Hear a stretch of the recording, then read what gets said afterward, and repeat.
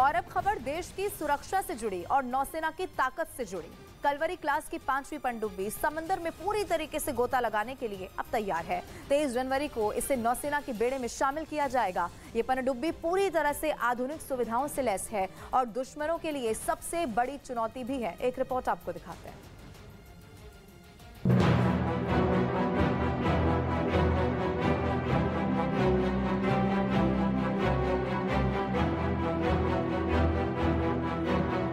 भारतीय नौसेना का नया योद्धा कलवरी क्लास की 5वीं सबमरीन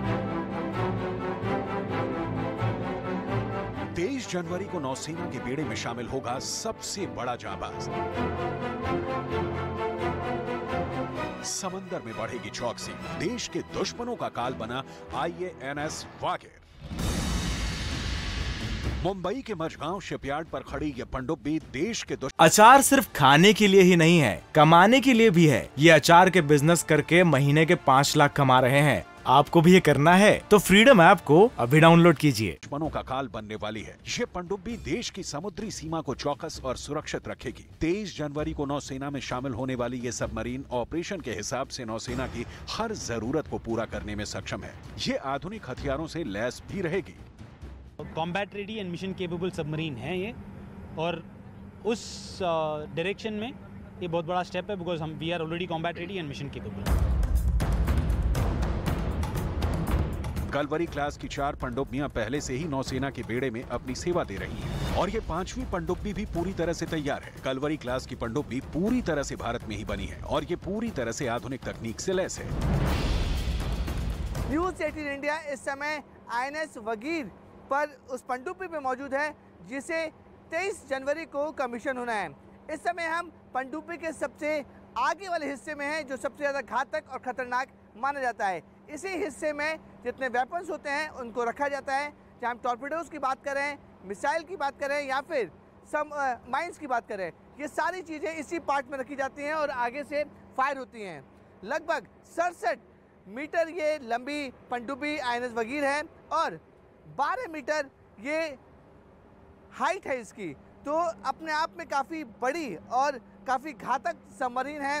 और मैंने आपको बताया कि कलवरी क्लास की 6 सबमरीन में से 4 सबमरीन यानी कि INS कलवरी, INS करंज, INS वेला, ये पहले से ही भारतीय नौसेना में पूरी तरह से कमीशन हो चुकी हैं। अब INS वागीर 23 तारीख को इस सबमरीन को भारतीय नौसेना में शामिल किया जाएगा।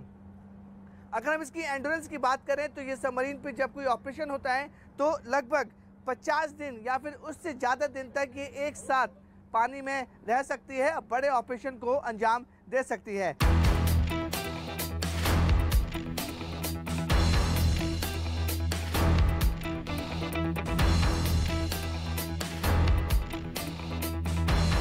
भारतीय नौसेना इस पनडुब्बी से पूरी तरह से संतुष्ट है।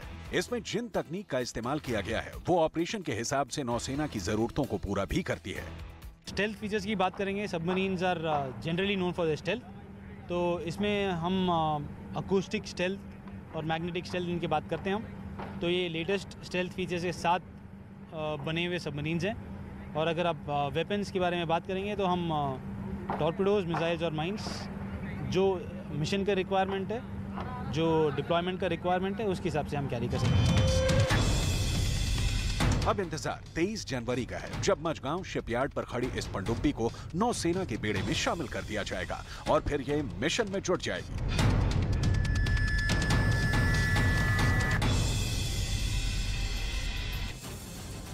24 महीने में 2 घातक पनडुब्बी नौसेना में शामिल हो चुकी है और तीसरी पनडुब्बी कल भारतीय नौसेना में शामिल होने जा रही है। आपको बताएं, कलवरी क्लास की 5वीं सबमरीन आधुनिक सोनार और रडार सिस्टम से लैस है। INS वागीर आधुनिक हथियारों, माइंस और मिसाइल सिस्टम से लैस है। ये पनडुब्बी एक साथ 50 दिनों तक समुद्र के अंदर ऑपरेशन करने में सक्षम है। इसकी स्पीड की बात करें तो इसकी स्पीड भी अच्छी है। पानी के ऊपर 20 किलोमीटर प्रति घंटे की रफ्तार इसकी है। इसके अलावा पानी के अंदर की बात करें तो इस सबमरीन की रफ्तार 40 किलोमीटर प्रति घंटे की रफ्तार से ये दौड़ सकता है।